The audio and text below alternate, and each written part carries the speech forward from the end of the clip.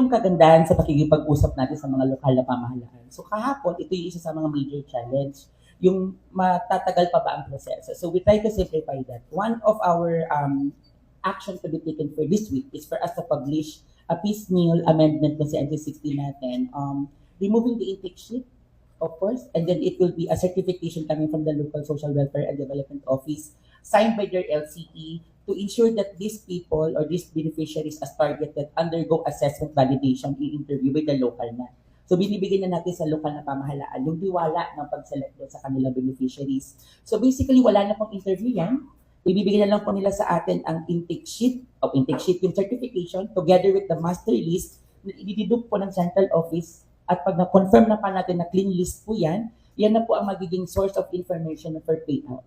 So basically lang, pipirmahan na lang po ng mga beneficiaries natin during the payout ay yung certificate of eligibility and of course yung confirmation of the master list na sila po ay kumuha nung supposedly cash aid po natin na 5,000 pesos. So if basically ever, wala na interview. ID lang yung ID na papakita lang po nila. ang dadalhin nila. Para yung pangalan niya, Yes. ma-check na siya Opo. ngayon. Ang isang dala na lang pong requirement nila is the physical and the one photocopy of their driver's license. Na valid po. Na valid. Pag Opo. expired, Pag expired, wag po kayong mag-alala. Kung that day po expired kayo, meron po kaming isa-set up na joint help desk na between DSWD and the local government unit para i-address po itong mga concerns. Kasi for sure po, may mga makukonfuse na hindi kasama